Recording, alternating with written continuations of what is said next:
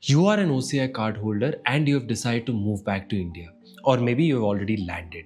So, let me ask you a few simple questions, the kind that feel like they should have obvious answers. Once you're back in India, can you keep your NRE account running? Can you freely send your money from India back to your overseas bank account? And when your FCNR deposits matures, can you just renew it the way you always have? Almost everyone says yes to all three, and all three answers can be wrong in ways that are expensive and very hard to undo. Here's why this catches people off guard. Your OCI card tells you almost nothing about your banking rights, nothing. Your right to live in India and your right to hold a bank account run on two completely different rule books, and there's a single moment where everything flips. Most people sail right past it without realizing. Miss it and you can end up holding accounts you are no longer allowed to hold, or sitting at a bank counter making a decision you can't reverse. Get it badly wrong and the penalty under Indian law can run to 3 times the money in. So, in the next few minutes, I'll walk you through exactly which account an OCI can hold, the precise moment they have to change after they return, and what really happens to your FCNR deposits when it matures, and one option most returning OCIs never even hear about, the one that quietly costs them the most.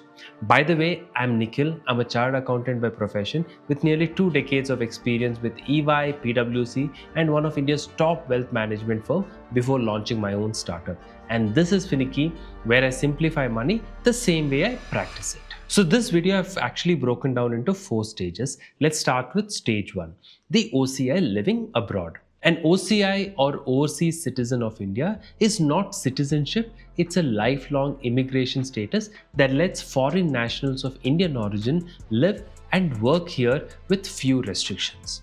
But notice what that card actually is: an immigration document, not a banking one. 2 different systems, 2 different laws. Your banking eligibility is governed by something else entirely. FEMA, the Foreign Exchange Management Act. And FEMA doesn't ask about your OCI card. It asks one simple question: are you a person resident outside of India? As long as you're living and working abroad with no intention of returning for an indefinite stay, FEMA treats you like an NRI. That parity holds the whole time you are a FEMA non-resident.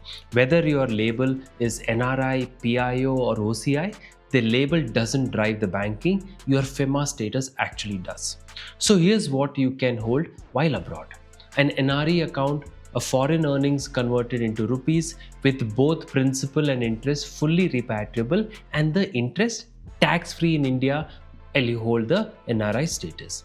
And NRO account for income you earn inside India like rent, dividend or pension. Repatriation from the NRO account is possible but capped to up to $1 million per financial year. Needing a chartered accountant certification with Form 15CA and CB, which as per the latest regulations is called Form 145 and 146. And then you have the FCNR deposits, a fixed deposit held in foreign currency, be it dollars, pounds, euros, and it is never converted to rupees, so you're shielded from currency swings and fully repatriable. Its interest stays tax-free while you're an NRI and can stay exempt even after you become an RNOR. Now, hold one idea for later. The moment you stay and your intention to settle cross FEMA's threshold, you become a FEMA resident. You don't get to hold resident and NRI accounts side by side. That's the trigger to redesignate everything. And it's the turning point of this whole video. Stage 2. You decide to return. Most people fall into 1 or 2 traps, thinking nothing changes immediately or everything changes the day you land. Both are wrong. Returning does not flip a switch and your FEMA status doesn't change because you bought a one-way ticket. What FEMA looks at is your purpose and intention. It defines person resident in India as someone here more than 182 days in the preceding financial year, with a catch. It excludes anyone who went abroad for employment, business, or any purpose signaling an intention to stay outside of India permanently. Now coming back, FEMA applies the same lens in reverse. Have you come back for good, intending to stay for an indefinite period? This is exactly where FEMA and tax law part ways. The Income Tax Act runs on a mathematical day count. FEMA runs on intention. So you can become a FEMA resident even before clocking 182 days, and a string of short visits can leave you a non-resident despite a lot of time here. Days set the threshold and your intention sets the direction. And through all of this, your OCI status stays the same. OCI is immigration, FEMA is banking, and they don't talk to each other. Now, before we get into what happens when you actually become a resident, a small ask while I have you. If this video is helping, do hit the like button and subscribe. It genuinely keeps me going. And also, in the last video, I floated an idea. Me sitting down with an NRI, one-on-one, working through their real situation until we land on an actual answer. Taxes, RNOR status, compliance, where your investment sits, property back home, when you finally move back, all these aspects to be discussed.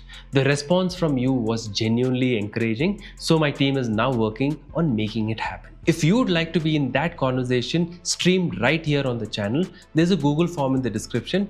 Tell me your story and my team will actually reach out to you. So, stage 3, you become a FEMA resident, the actual turning point.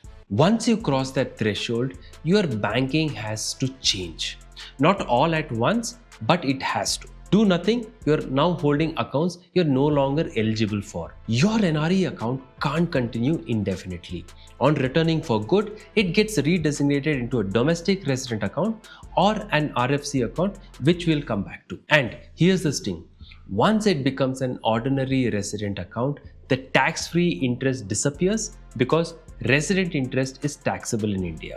Your NRO account also gets redesignated, but the funds stay put and only the classification changes. The impact is small here because NRO interest was already taxable with TDS. Now the one that trips everyone up, the FCNR deposit. Most returning OCIs assume it has to close the second they become a resident, that it auto-terminates or the bank forces an exit. Wrong. Your existing FCNR can run right up to its maturity. Interest accruing at the contracted rate with no forced early closure, you ride it out completely until maturity. And watch the RNOR trap. RNOR, resident but not ordinary resident, is a tax status you may qualify for in your first year or two when you are back. Generally meaning your foreign income isn't taxed in India during that window. People see that benefit and assume it buys them time to delay changing their accounts as well. It doesn't. Your account structure is governed by FEMA, your tax treatment by the Income Tax Act. Two separate frameworks. FEMA does not care that you are an RNOR. Once you are FEMA resident, your NRE account and your FCNR account have to be redesignated regardless of your tax status. But here's where they differ, and it actually matters. NRE interest stops being exempt the moment you stop being a non-resident, RNOR or not. FCNR and RFC can take a different view. Even after you redesignate, the interest may be exempt while you still are an RNOR, turning tax only once you become an ordinary resident. This is a view you need to validate with your CA. So, redesignate on time as per FEMA, but take the RNOR exemptions wherever possible for your FCNR, RFC account as long as you qualify for it and it is available. Now stage 4, your FCNR deposits matures. Eventually it matures and almost every returning OCI asks this one simple question. Can I just renew it? No, absolutely not. An FCNR is built only for non-residents. So once you are a FEMA resident, you can't open or renew one. RBI's rule is that a matured FCNR held by a resident converts either into a Rupee deposit or an FCNR deposit. From there, you have 3 practical choices.